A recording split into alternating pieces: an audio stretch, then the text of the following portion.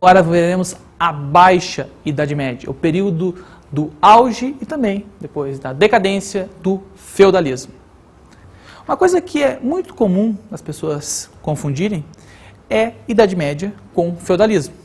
Idade Média é o período histórico que vai da queda do Império Romano, lá pelo século V, até o início das grandes navegações, no século XV. Esse é o período histórico da Idade Média. Feudalismo é a organização social da Idade Média que se cristaliza lá pelo século XI e vai até o século XIII.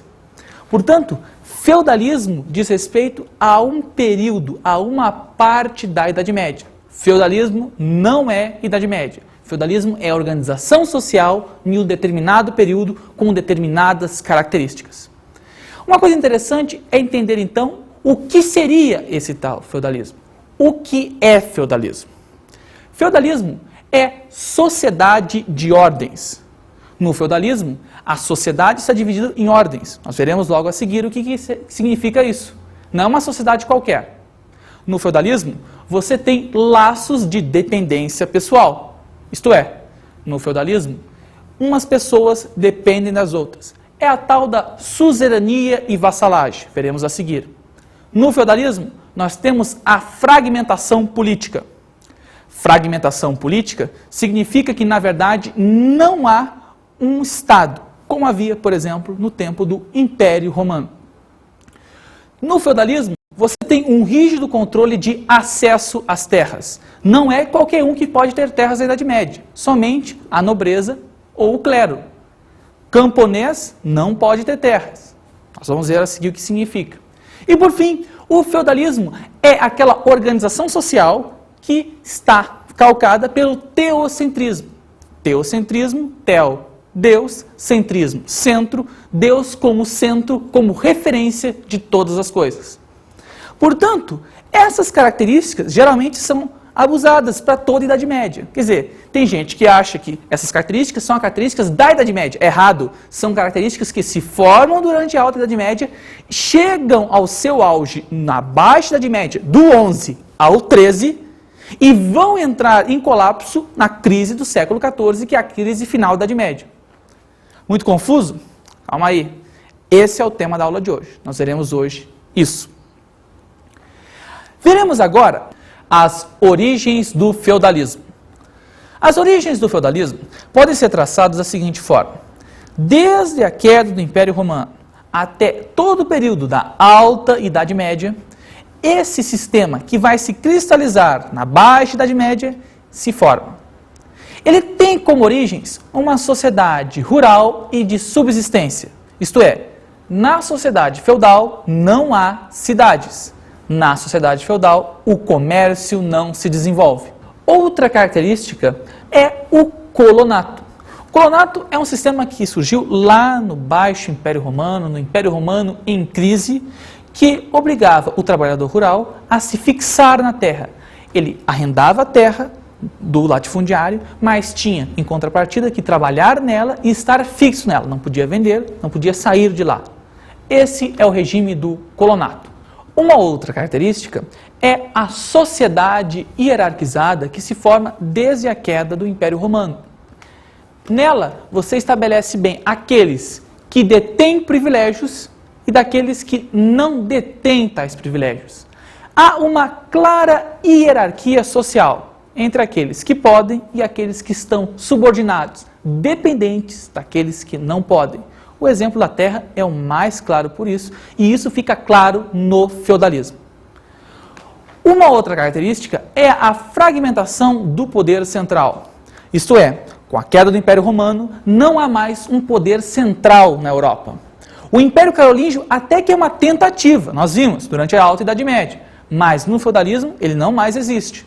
Portanto, não há mais um poder central, um Estado. O que nos faz perceber que uma outra origem do feudalismo é o desenvolvimento das relações de dependência pessoal. E aí fica muito claro, uma sociedade que uns têm privilégios e outros não. Uma sociedade que não tem o Estado para regular essa desigualdade, uns dependem de outros. E essa dependência vai ser fundamental no feudalismo. O feudalismo é um tempo de profunda dependência daqueles que têm melhores condições do que outros, que têm mais privilégios do que outros. Isso é muito claro e evidente. Há também no feudalismo o que poderíamos chamar de privatização da defesa. Como você não tem um Estado formado, centralizado, que garanta a segurança, como nós temos hoje, pode ter problema de segurança, mas aí é outra coisa. Nós temos uma polícia, nós temos um exército. Nesse momento há uma privatização da defesa. A defesa é feita de acordo com os interesses de cada um. Um exemplo disso são os castelos. Os castelos medievais são verdadeiras fortalezas. Fortalezas que impeçam o ataque externo, seja pilhagens, roubos, guerras, enfim. Cada senhor feudal se preocupa em garantir o seu. E todo senhor feudal que se preza tem um castelo e tem cavaleiros, que seriam uma espécie de seguranças, nobres que se dedicariam às artes da guerra em busca de garantir a segurança daquela sociedade. A defesa, portanto, não é obra do Estado, é algo mais pessoal. Por fim, é evidente, muito forte no feudalismo, a influência do papel da igreja. A igreja é a única instituição que sobrevive à queda do Império Romano. No feudalismo, a igreja se mantém, adquire uma sustentação tanto política quanto ideológica e vai se tornar, digamos assim, um dos fatores mais fortes para aquele sistema. As estruturas do feudalismo. Vimos o que é o feudalismo, quais são as suas origens, mas agora vamos entender como é que tudo isso interage, quais são as suas estruturas. Vamos, no primeiro momento, entender as organizações econômicas, como aquela economia funciona daquela sociedade, e depois a interação social, como aquela sociedade, os indivíduos nela interagem entre si. Em relação à organização econômica daquela sociedade, nós temos a figura do senhorio, unidade básica de produção. São as terras do senhor feudal. É lá onde o senhor feudal detém o seu poder. O senhor feudal pode ter o poder sobre as terras, ser o dono daquelas terras e também o poder de mando daquelas terras, o que alguns chamam de senhorio banal. Isto é, nesse senhorio banal, é o termo que se utiliza, o senhor feudal tem o poder de ban. Poder de ban seria uma expressão que significa o poder de julgar, punir, tributar. Tanto é que quem está fora do ban, isto é, fora do senhorio banal, fora do poder de ban do senhor feudal, é o bandido. Daí o nome, daí a expressão, entendeu? Mas é muito comum a gente confundir senhorio com feudo. Vejamos, feudo é uma concessão. Quando formos estudar, logo adiante, o pacto feudo-vassálico, nós vamos ver que é a concessão que se faz de uma parte para outra. A melhor dessas concessões, é claro que são as terras, mas feudo é uma concessão no pacto feudo-vassálico. Já senhorio são as terras em si. Portanto, não confunda, feudo não é necessariamente terra. Senhorio, sim. Uma coisa interessante para se pensar no senhorio é a questão das obrigações servis. As obrigações servis são as taxas que os servos pagam ao seu senhor feudal. Os servos estão utilizando o senhorio do seu senhor feudal e devem pagar por isso. São as tais obrigações servis. A primeira obrigação que nós vamos ver aqui é o censo. No censo, o servo paga uma taxa fixa pelo usufruto das terras do senhor feudal. Uma outra obrigação é a corvéia, isto é, o servo deve trabalhar algumas vezes para o senhor feudal nas terras do senhor feudal. Sim, porque no senhorio há uma divisão. Há terras do senhor feudal, há terras dos servos. Quem trabalha nas terras do senhor feudal são os servos. Eles têm alguns dias da semana para isso. É a corvéia. Uma outra obrigação servil é a talha, isto é, o servo deve passar ao senhor feudal uma parte daquilo que ele produz. O senhor feudal talha, pega uma parte daquilo que o servo produz. Uma outra obrigação são as banalidades. As banalidades é o imposto pago pelo servo para utilizar as ferramentas do senhor. Se ele precisar utilizar o moinho na fabricação de farinha, ele vai pagar ao senhor. Se ele precisa utilizar ferramentas para fabricar algum objeto de madeira, alguma mesa, por exemplo, ele vai pagar o senhor. As ferramentas são do senhor, portanto, ele vai pagar por isso. São as banalidades. Uma outra obrigação servil é a mão morta. Isso quer dizer o seguinte: o servo ocupa a sua gleba, a sua terra, enquanto está vivo. Porém, quando ele morre, o seu filho não tem direito, não é hereditário. Está compreendendo? Então, para o seu filho ter direito, para a sua família continuar vivendo na gleba, o herdeiro vai ter que pagar, né, a mão morta, que é a garantia, uma renovação sobre as terras que o senhor feudal havia concedido. Uma outra obrigação é o tostão de Pedro, também conhecido como dízimo. O tostão de Pedro diz que 10% do que todo bom cristão produz deve ser passado à Igreja Católica. 10% de seu rendimento total é a obrigação servil para a Igreja Católica. Uma outra obrigação é a taxa de justiça. Isto é, se o servo vai fazer um casamento, ele tem que pagar por ele, por o senhor. Não é de graça a igreja, não é de graça a festa. Ele tem que pagar. É a taxa de justiça. A organização sociopolítica. Se nós vimos na parte anterior, no momento anterior, as estruturas do feudalismo em seu aspecto econômico, o senhorio, o feudo, as obrigações servis, e como isso interage, nós vamos ver agora do aspecto social como os atores daquela sociedade interagem. São as estruturas sociopolíticas. Na Idade Média, nós temos aquilo que é conhecido como as três ordens. A sociedade das três ordens é um esquema ideal de sociedade, armado pela igreja para legitimar aquela função social. É, digamos assim, uma sociedade perfeita. Vejamos por quê. Na sociedade das três ordens, nós temos os oratores, os belatores e os laboratores. Os oratores são membros do clero. A função deles é orar, rezar.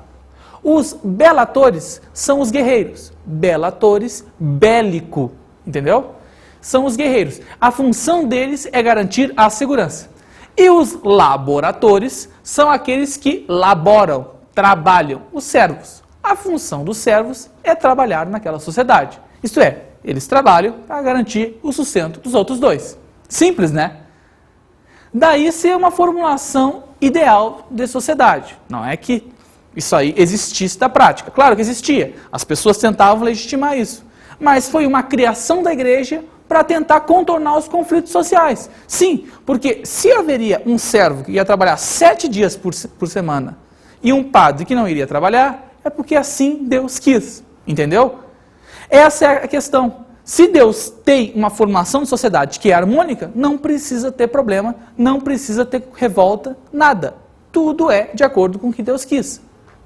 Portanto, a sociedade das três ordens é uma ideia, digamos assim, de uma sociedade perfeita. É isso que a igreja quis passar.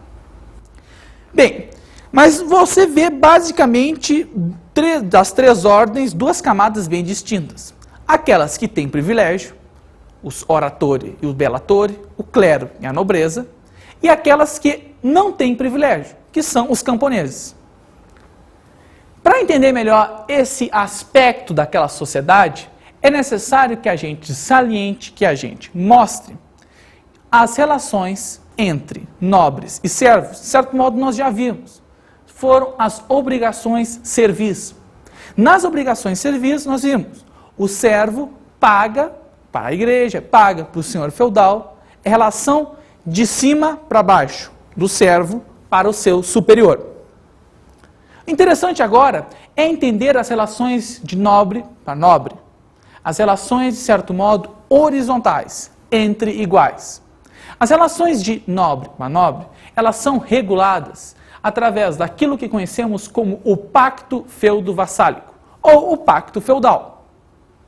O pacto feudal é a cerimônia que ocorre entre os nobres. Se as obrigações servis, então, são entre senhor e servo, o pacto feudal ocorre entre iguais, os nobres. O suzerano, aquele que detém o privilégio, e o vassalo, aquele que serve o suzerano. A relação é muito simples.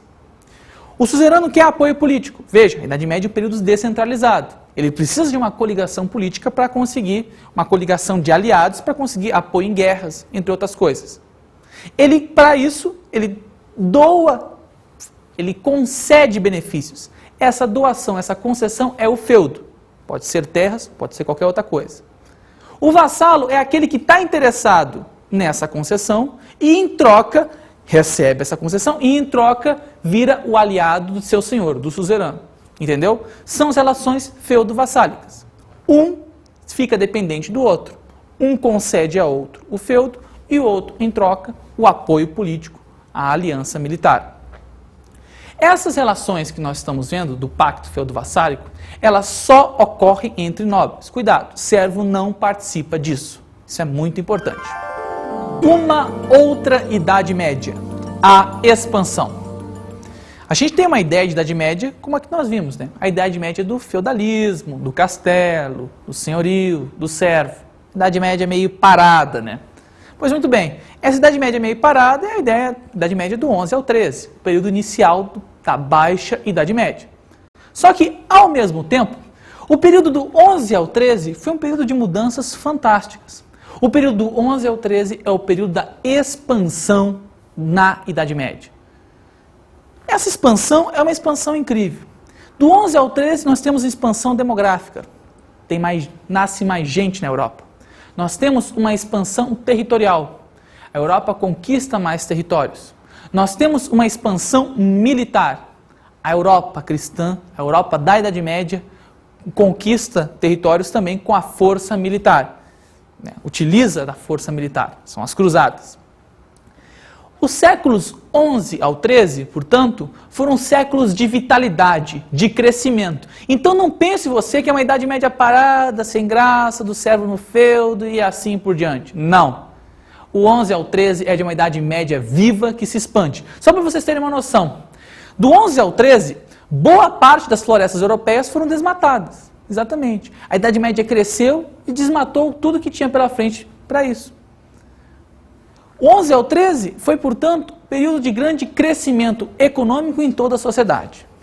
Vejamos assim que o 11 ao 13 foi, digamos, uma contraofensiva europeia.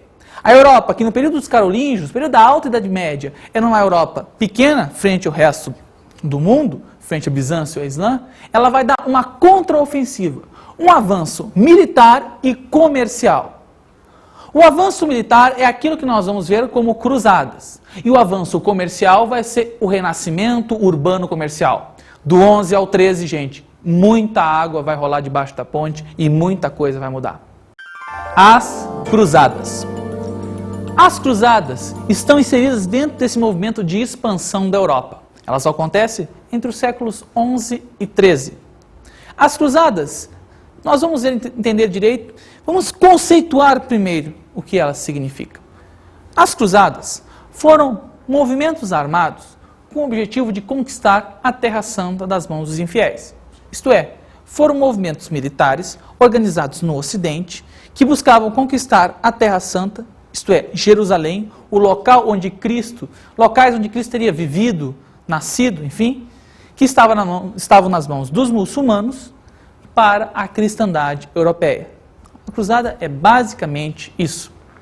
Para exemplificar um pouco essa busca, nós vamos ver agora uma cena de um filme do Monty Python em busca do cálice sagrado.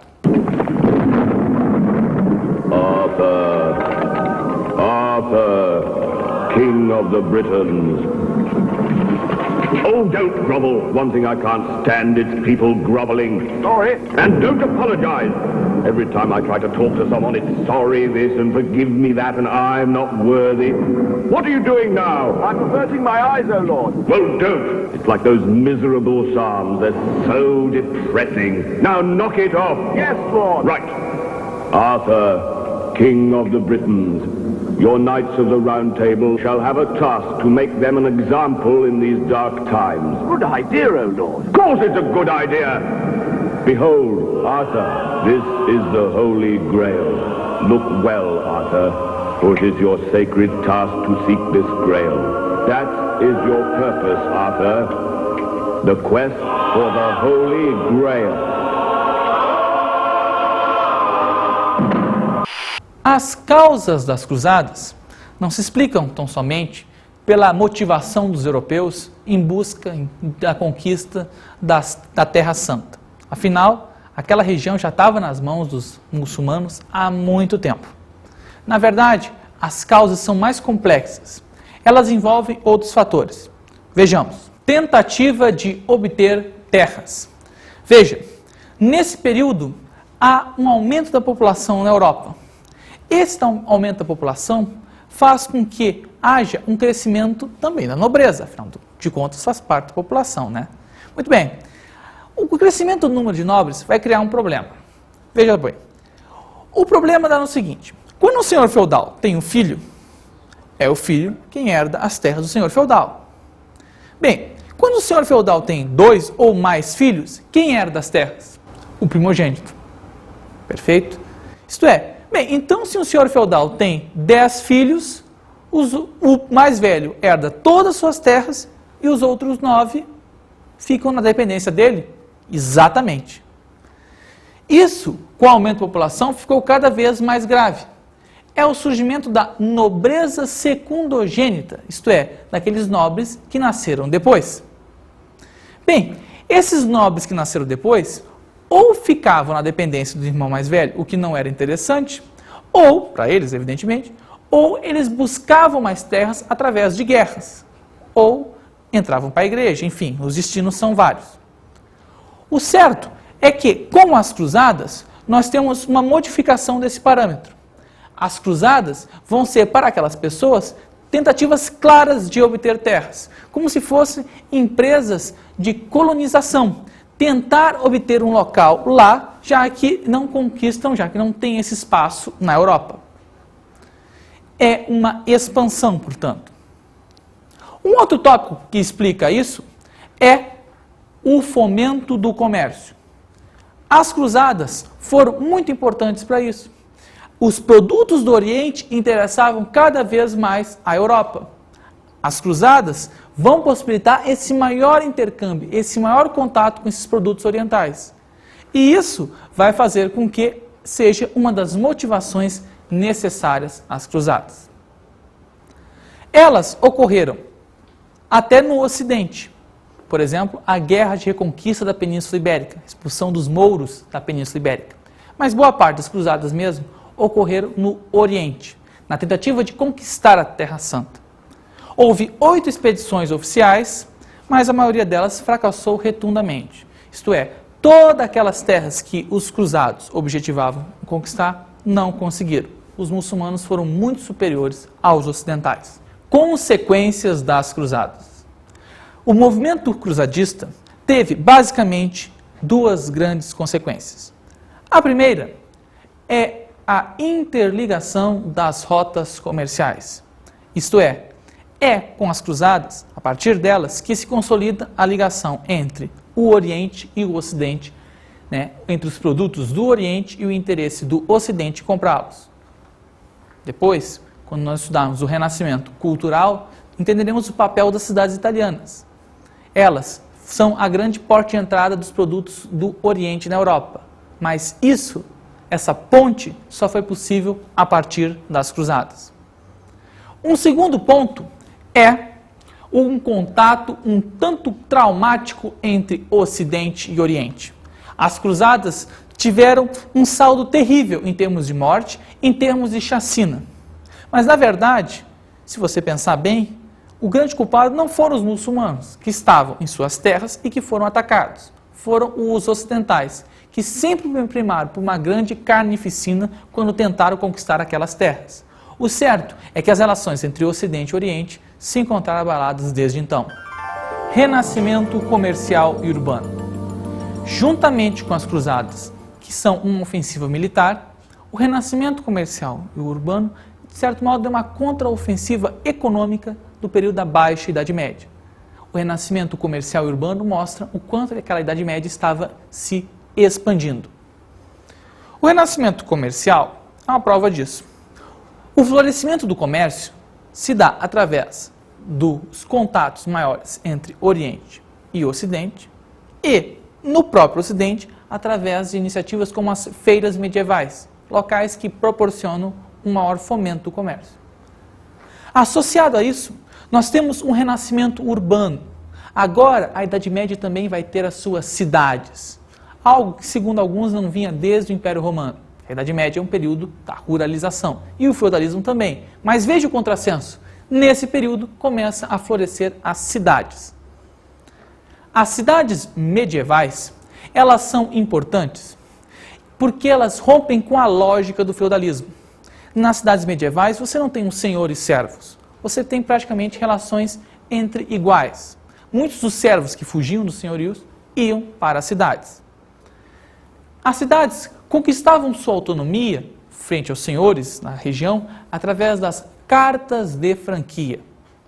Outra coisa importante a respeito das cidades é que nós devemos salientar são as corporações de ofício. Isto é, nas cidades, a indústria daquelas cidades se dá nas corporações. São associações fechadas com o objetivo de produzir um determinado produto, monopolizar o produto e controlá-lo. Em suma, as cidades mostram coisas novas, mostram uma nova visão. Elas estão inseridas dentro das mudanças que estão acontecendo do 11 ao 13, no período da Baixa Idade Média. E também nas cidades vivem os burgueses, isto é, aqueles que vivem dentro dos burgos, tendo o nome também para as cidades medievais. Mas a burguesia é coisa que a gente vai ver em outros momentos. A crise do século XIV. A crise do século XIV marca o colapso da Idade Média. Para entendê-la, imagine o seguinte, o feudalismo seria uma panela de pressão. Uma panela de pressão que estoura, que não aguenta. Pois exatamente isso. A crise do século XIV mostra que um sistema que estava em ascensão e expansão atinge o seu limite. Vejamos alguns de seus tópicos. Por exemplo, a crise do século XIV foi motivada pelo esgotamento das minas, isto é, antes os minerais, ouro, a prata, que eram retirados na fabricação de moedas, por exemplo, eles não existem mais. Também foi motivado pelo crescimento desordenado da Europa, isto é, a Europa cresceu muito, provocou alterações climáticas, e isso provocou influência na agricultura, colheitas ruins, inclusive a peste, maior mortalidade. Nós temos com isso um golpe profundo na servidão, problemas sociais que são colocados nas revoltas populares, as Jacqueries. Um dos momentos mais marcantes dessa época é a peste negra, como podemos ver retratado brilhantemente no filme O Sétimo Selo. Två hästar hade ätit varandra under natten. På kyrkogården hade gravarna öppnats. De dödas lämningar låg kastade över platsen. Det var 4 solar på himlavallet igår eftermiddag.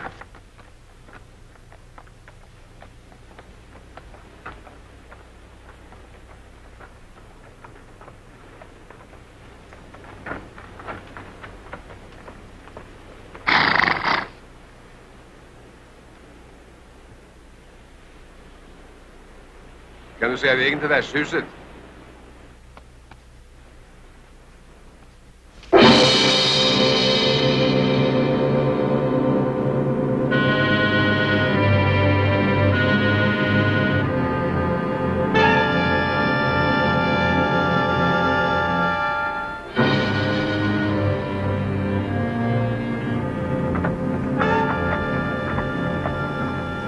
Visa den vägen.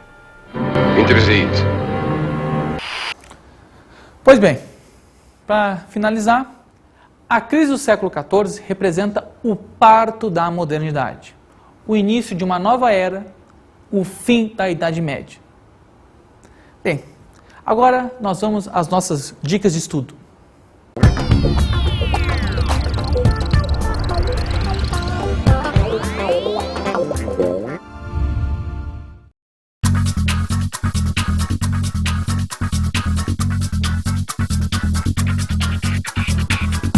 Bem, pessoal, como dicas de estudo, sugiro basicamente 3 filmes. O Incrível Exército de Brancaleone, de Mario Monicelli. O Incrível Exército de Brancaleone é a história de uma comédia maravilhosa que conta a ideia da cavalaria, tem um pouco de cruzadas no meio, vale muito a pena. Um outro filme interessante para a gente pensar o período feudal é Os Visitantes, de Jean-Marie Poiret. Os Visitantes mostram Dois homens medievais que, por um acaso destino, viajam no tempo e chegam na França do século XX. Maravilhoso o contraste entre os hábitos deles e os hábitos franceses atuais. Vale muito a pena. E o último filme, que nós vimos um trechinho há pouco, O Sétimo Selo, de Ingmar Bergman. Um filme sueco que mostra a volta de um cavaleiro medieval das cruzadas encontrando a peste. É interessante porque mostra a questão da peste. Embora o tema do Sétimo Selo esteja errado, um cavaleiro que voltava das cruzadas, ele não teria vivido a peste. A peste aconteceu bem depois.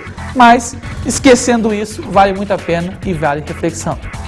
Bem, pessoal, no mais é isso. Terminamos a Idade Média, mas a história continua. Um grande abraço e até!